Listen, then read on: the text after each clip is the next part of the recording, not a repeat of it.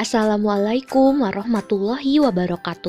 Apa kabar Ananda Solih dan Solihah? Semoga Ananda selalu diberikan kesehatan ya dan selalu semangat untuk belajar pada hari ini. Hari ini kita memasuki tema 6, subtema 2, hebatnya cita-citaku pembelajaran 3. Jangan lupa untuk selalu berdoa sebelum belajar dan selamat belajar. Hari ini kita akan belajar tentang cita-cita Gajah Mada. Perhatikan teks berikut. Salah satu tokoh yang pernah membuat jaya kerajaan Majapahit adalah Gajah Mada. Beliau diperkirakan lahir pada awal abad ke-14 di lembah sungai berantas di antara Gunung Kawi dan Gunung Arjuna. Walaupun beliau berasal dari kalangan rakyat biasa, namun beliau memiliki bakat bela diri dan kepemimpinan yang kuat. Mulanya Gajah Mada mengawali karirnya sebagai prajurit biasa, namun karena kemampuannya ia diangkat menjadi kepala prajurit Bayangkara. Pengabdiannya dimulai pada masa pemerintahan Raja Jayanegara. Berkat kesetiaan, kerja keras, dan pengabdiannya, ia diangkat menjadi putra kerajaan Majapahit pada masa pemerintahan Ratu Tribhuwanatunggadewi Jayawisnuwardani. Pada saat itulah Gajah Mada bersumpah yang disebut dengan Sumpah Palapa. Ia berjanji tidak akan menikmati buah palapa kecuali dapat mempersatukan daerah-daerah di Nusantara. Nah, demikianlah cita-cita Gajah Mada yang ingin menyatukan seluruh wilayah Nusantara dan sekitarnya. Mari kita menjawab pertanyaan berikut. Apakah cita-cita Pati Gajah Mada terlalu tinggi saat itu? Cita-cita Pati Gajah Mada adalah menyatukan wilayah Nusantara di bawah Majapahit. Selanjutnya, tahukah kamu bagaimana cara Pati Gajah Mada mewujudkan cita-citanya? Nah, untuk mewujudkan cita-citanya, Pati Gajah Mada benar-benar melaksanakan Sumpah Palapa yang diucapkan ketika diangkat menjadi Mahapati Majapahit. Nah, mari kita menjawab pertanyaan berikut ini melalui peta pikiran. Pertama, asal-usul dari Gajah Mada.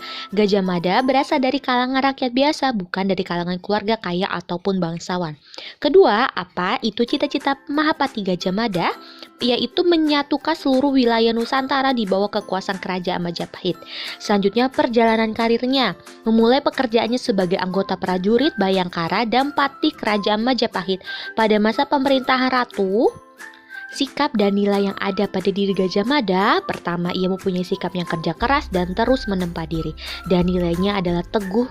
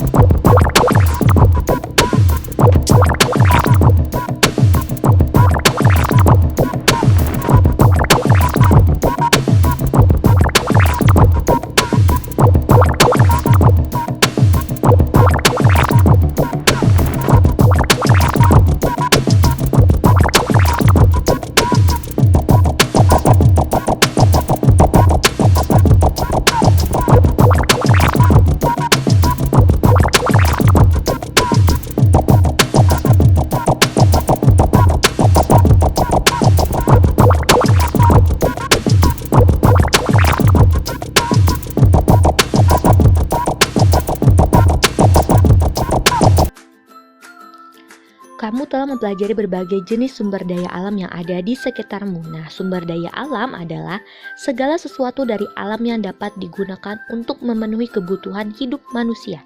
Air, matahari, tanah, dan segala sesuatu yang ada di dalamnya merupakan sumber daya alam yang harus dipelihara dan dilestarikan. Sumber daya berupa air, tanah, matahari, dan tumbuhan, serta hewan merupakan sumber daya alam yang dapat diperbaharui.